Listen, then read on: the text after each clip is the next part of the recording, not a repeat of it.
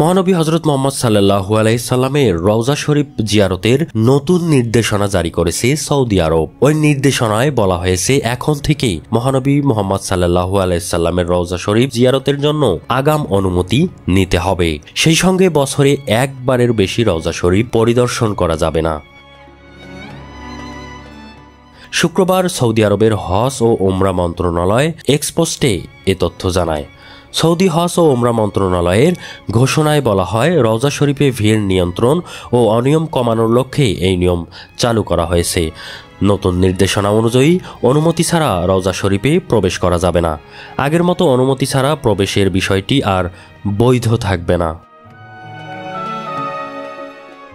এছাড়া জিয়ারতের সময় 1 ঘন্টায় সীমিত রাখতে হবে। এই উদ্যোগের উদ্দেশ্য হল অপেক্ষার সময় কমানো এবং ভিড় এড়িয়ে জিয়ারতকারীদের জন্য একটি সহজ ও সুশৃঙ্খল অভিজ্ঞতা নিশ্চিত করা। নতুন নির্দেশনার আওতায় রওজা শরীফ জিয়ারতের জন্য বছরে একবারের বেশি সুযোগ পাবে না।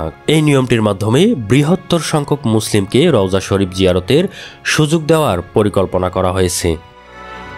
সৌদি সরকারের তথ্য অনুযায়ী 2024 সালে প্রায় 1 কোটি মুসলিম রওজা শরীফ জিয়ারত করছেন, যা গত বছরের তুলনায় 26% বেশি। হজ ও ওমরা মন্ত্রণালয়ের মতে বিশ্বব্যাপী মুসলিমদের ক্রমবর্ধমান আগ্রহ ও ভ্রমণ সহজলভ্য হওয়ায় রওজা শরীফ জিয়ারতকারীর সংখ্যা উল্লেখযোগ্য হারে বৃদ্ধি পাচ্ছে। বিশ্বজুড়ে মুসলিমদের জন্য রওজা শরীফ জিয়ারত একটি পবিত্র আকাঙ্ক্ষা। তবে অতিরিক্ত ভিড় এবং প্রশাসনিক জটিলতা মোকাবেলা করতে গিয়ে সৌদি সরকার বেশ কিছু চ্যালেঞ্জের মুখোমুখি হয়েছে। নতুন এই নির্দেশনায় সেই সমস্যা সমাধানের গুরুত্বপূর্ণ ভূমিকা রাখবে বলে আশা করা হচ্ছে।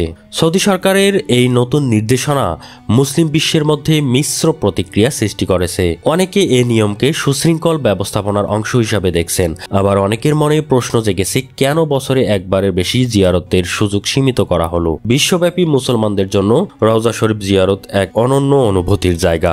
এই নতুন নিয়ম নিয়ে যে কোনো সমন্বয় ও পরিবর্তন যেন তাদের জন্য সহজ ও গ্রহণযোগ্য হয়, সেদিকে সৌদি সরকারের নজর থাকবে বলে আশা করা হচ্ছে।